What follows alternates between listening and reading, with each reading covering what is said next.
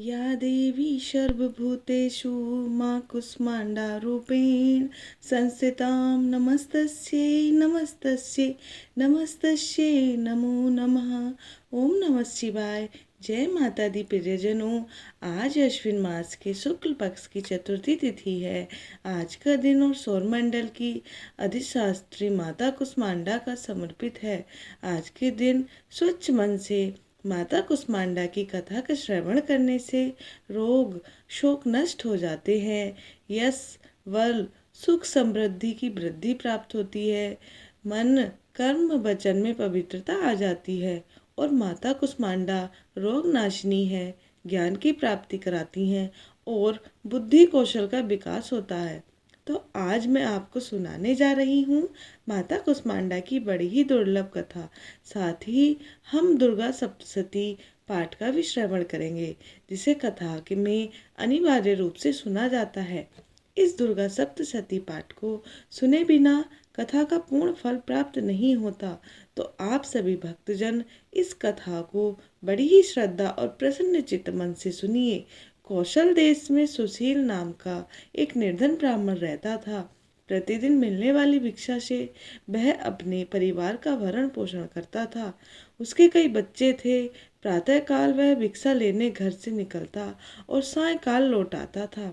देवताओं, पितरों और अतिथियों की पूजा करने के बाद आश्रित जन को खिलाकर ही वह स्वयं भोजन ग्रहण करता था। इस प्रकार भिक्षा को वह भगवान का प्रसाद समझकर स्वीकार करता था। इतना दुखी होने पर भी वह दूसरों की सहायता के लिए सदैव तत्पर रहता था। यद्यपि उसके मन में अपार चिंता रहती थी, फिर भी वह सदैव धर्म कर्म में लगा रहता था। अपनी इंद्रियों पर उसका पूर्ण नियंत्रण था। वह सदाचारी, धर्मात्मा और सत्यवादी था। उसके हृदय में कभी क्रोध, अहंकार और ईर्ष्या जैसे तुच्छ विकार उत्पन्न नहीं होते थे। एक बार उसके घर के पास सत्यव्रत नामक एक तेजस्वी ऋषि आकर ठहरे। वे एक प्रसिद्ध तपस्वी थे, मंत्रों और विद्याओं का ज्ञाता। उनके समान आसपास दूसरा कोई नहीं था। शीघ्र ही अनेक व्यक्ति उनके दर्शनों को आने लगे। सुशील के हृदय में भी उनसे मिलने की इच्छा जागृत हुई। वह उनकी सेवा में उपस्थित हुआ। सत्यव्रत को प्रणाम कर वह बोला, ऋषिवर, आपकी बुद्धि अत्यंत विलक्षण है। आप अनेक शास्त्रों, विद्याओं और मंत्रों के ज्ञाता हैं। मैं एक निर्धन, दरिद्र और असहाय ब्राह्मण हो। कृपया मुझे बताइए कि मेरी दरिद्रता कैसे प्रकार समाप्त हो सकती है। उसने आगे कहा कि मुनिवर, आपसे यह पूछने का केवल इतना ही अभिप्राय है कि मुझ में कुटुंब का भरण पोषण करने की शक्ति आ जाए। धन के अभाव के कारण मैं उन्हें समुचित सुविधाएं और अन्य सुख नहीं दे पा रहा हूँ। हे दया निधान, तप, दान, व्रत, मंत्र अथवा जब आप कोई ऐसा उपाय बताने का कष्ट करें जिससे कि मैं अपने परिवार का यथोचित भरण पोषण कर सकूं। मुझे केवल इतने ही धन की इच्छा है जिससे कि मेरा परिवार सुखी हो जाए। यह सुनकर सत्यव्रत ऋषि ने सुशील को भगवती दुर्गा की महिमा बताते हुए नवरात्रि व्रत करने का परामर्श दिया। महर्षि सत्यव्रत ने आगे कहा, ब्राह्मण, तुम्हें माता कुष्मांडा की कथा का श्रवण कराता हूँ, इसलिए तुम उसे भली भांति मन लगाकर और साफ स्वच्छ मन से श्रद्धा भाव से उसे श्रवण करो। इसको श्रवण करने मात्र से व्यक्ति के अनेक दुखों का नाश होता है, उसे सुख समृद्धि की प्राप्ति होती है और मन में माता के प्रति भक्ति भाव जागृत होता है। तो हे ब्राह्मण, आज तुम माता कुष्मांडा की कथा का श्रवण करो और माँ भगवती के गुणों को गाओ।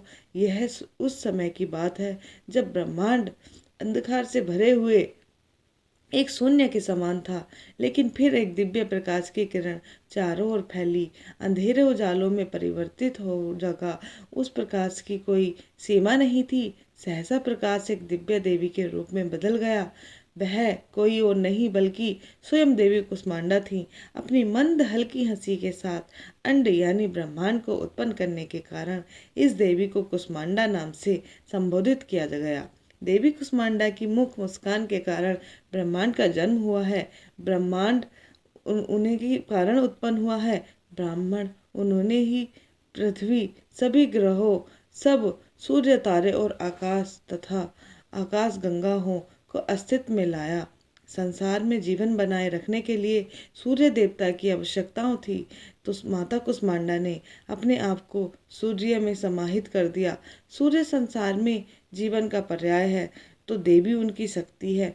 माता कुष्मांडा ही समस्त जीवन का सूत्र है। जब वह सूर्य भगवान के मूल में रहती हैं, तो देवी का अलौकिक तेज दिनकर को जीवन प्रदान करने की क्षमता देती हैं। कुष्मांडा देवी के बिना सूर्य शक्तिहीन है। यह देवी की ही शक्ति है।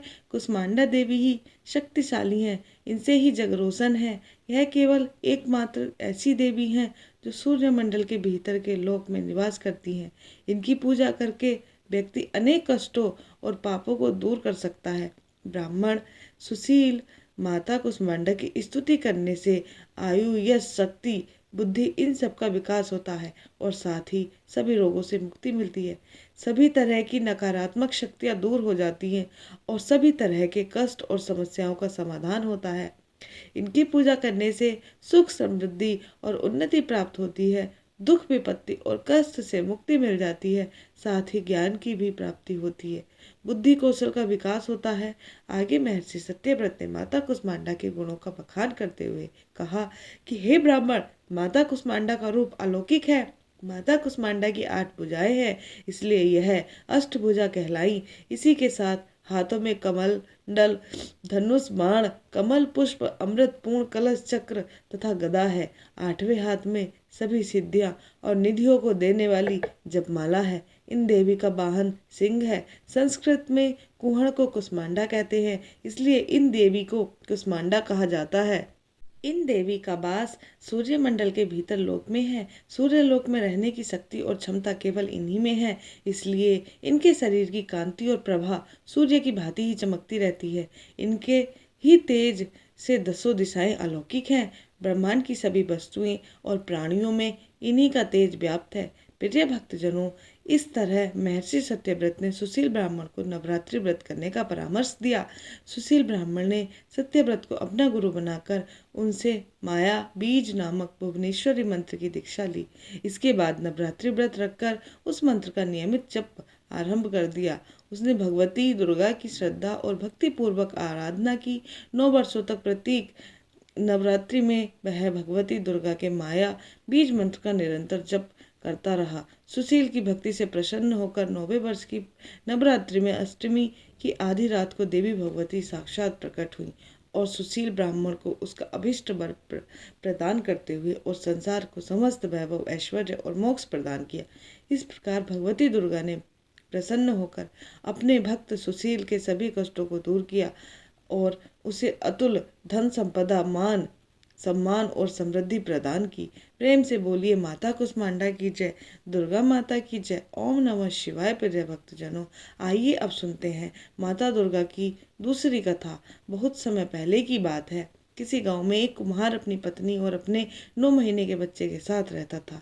कुम्हार माता दुर्गा का बहुत बड़ा भक्त था। कुम्हार माता दुर्गा की प्रतिमा बनाकर उसे बाजार में बेचकर अपनी जीविका चलाता था। कुम्हार और उसकी पत्नी हर रोज माता दुर्गा की पूजा किया करते थे। कहते हैं माता अपने सच्चे भक्तों की परीक्षा अवश्य लेती हैं। एक बार कुम्हार माँ दुर्गा की प्रतिमा बनाने के लिए मिट्टी को अपने पैरों से रौंद रहा था। वह आंखें बंद करके माता दुर्गा का ध्यान करते हुए मिट्टी को रौंद रहा था। कुम्हार की पत्नी खाना बनाने में व्यस्त थी। वह अपने बच्चे को बाहर चारपाई पर सुलाकर चली गई। अचानक बच्चे की नींद खुलकर गई। वह बच्चा खेलते खेलते वहां आ गया जहां पर उसका पिता कुम्हार माता दुर्गा के ध्यान में मग्न होकर अपने पैरों से मिट्टी को रौंद रहा था। अचानक कुम्हार का बेटा अपने पैरों के नीचे आ गया।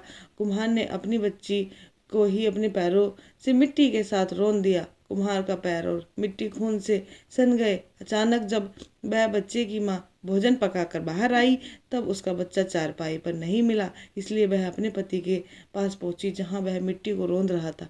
अचानक उसका ध्यान कुम्हार के पैर पर गया और कुम्हार के हाथ को पकड़कर मिट्टी से बाहर खींच लेती है। तब जाकर कुम्हार अपने होशो हवास में आता है।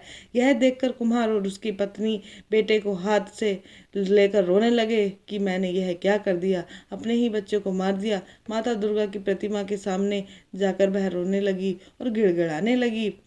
कुम्हार बोला, कि मैं तो आपके ही ध्यान में मग्न था, यदि हमारा बच्चा हमें नहीं मिला तो हम दोनों अपनी जान दे देंगे। माता दुर्गा दोनों की प्रार्थना सुनकर प्रकट हुई। उसी मिट्टी से एक कुम्हार के बच्चे जैसा एक पुतला तैयार किया और माता रानी ने अपनी शक्ति से उस पुतले में प्राण डाल दिए।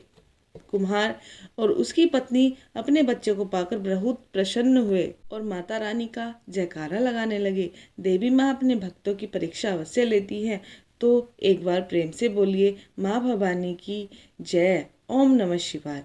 जय माता दुर्गा।